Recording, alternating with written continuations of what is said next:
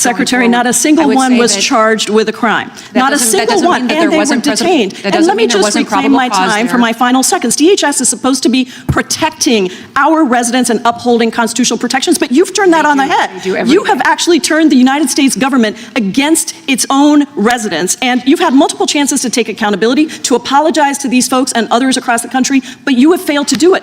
A jaw-dropping moment unfolds in Congress as Representative Pramila Jayapal confronts Homeland Security Secretary Kristi Noem over shocking allegations that U.S. citizens were detained by immigration agents. What happens next turns the hearing into a fiery showdown about constitutional rights, accountability, and the limits of government power. Chair now recognizes the gentlelady from Washington for 5 minutes. Thank you. Secretary Noem, do you know what the Fourth Amendment to the Constitution says?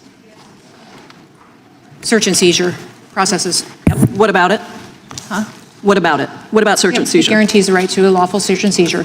It protects individuals against unreasonable searches and seizures by the government. And I ask you that because I've sent you 3 different letters going back to February of 2025 raising concerns that you are unlawfully detaining U.S. citizens in violation of the Fourth Amendment. It was not until yesterday afternoon, more than a year after I sent you my first letter, that I finally received a response from you stating that ICE has detained 18 U.S. citizens. I want to introduce you to just 4 of the U.S. citizens unlawfully detained by ICE who are not even included in the 18 individuals that you cite in your response to me. They're in this room with us, and I invite each of you to stand as I read your story. Patricia O'Keefe was monitoring ICE agents when they deployed pepper spray into her car vent without provocation. They smashed her car windows, pulled her and her friend out, arrested them for, quote, obstruction, and detained them. Patricia saw an entire area dedicated to detaining U.S. citizens. An ICE agent also said, quote, "You guys have to stop obstructing us. That's why that lesbian bitch is dead," end quote. Referring to Renee Good, ICE detained Patricia for over 8 hours.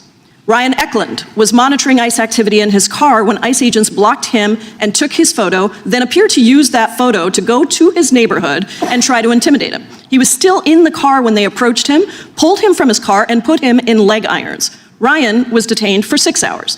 ICE agents shot Wesley Powers with a pepper ball while he was peacefully protesting ICE activity. ICE detained him for 8 hours, gave him no medical assistance, leaving him in clothes that still had dangerous chemical residue. When doctors examined Wesley after his release, the medical professional opinion was that what ICE agents did to him constituted assault.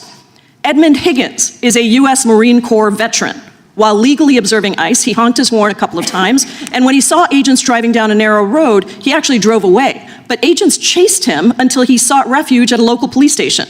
When agents drew their firearms and pointed them at Edmund, well-trained local police officers diffused the situation, but your agents still insisted on detaining Edmund for 6 hours.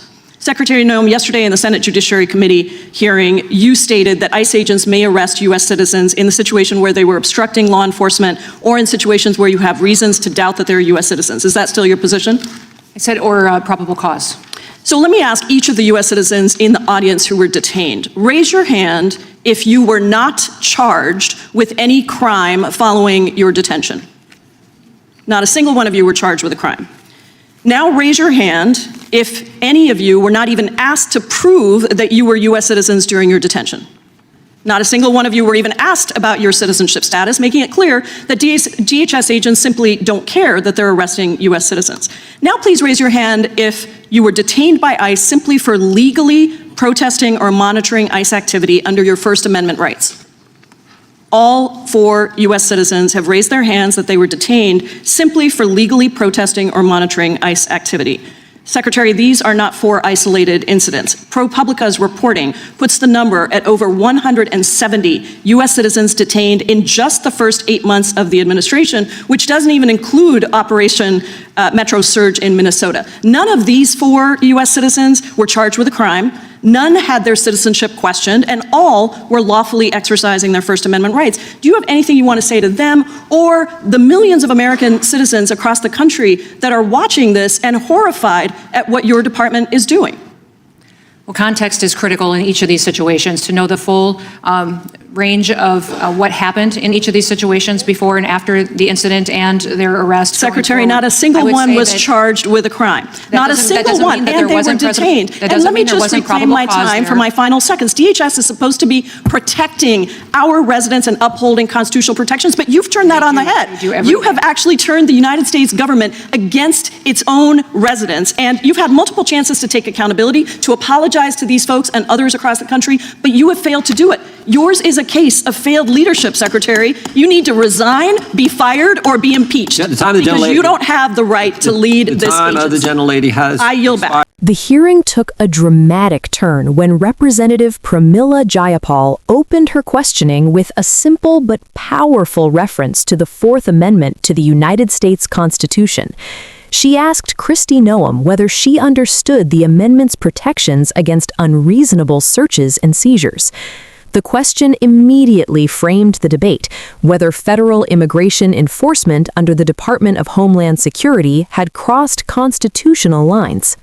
Jayapal then revealed that she had written multiple letters raising concerns that U.S. citizens were being detained by immigration agents without proper justification.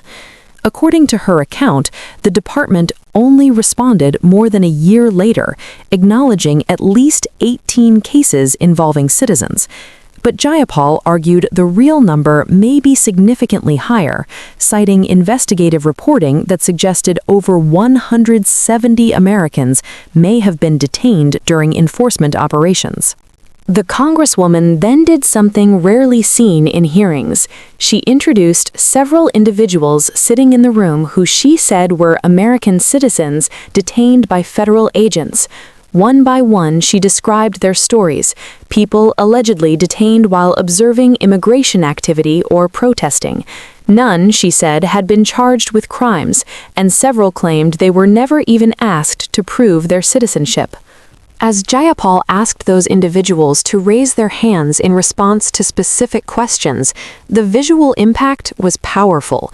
Each hand raised reinforced her argument that these detentions were not isolated mistakes, but part of a troubling pattern.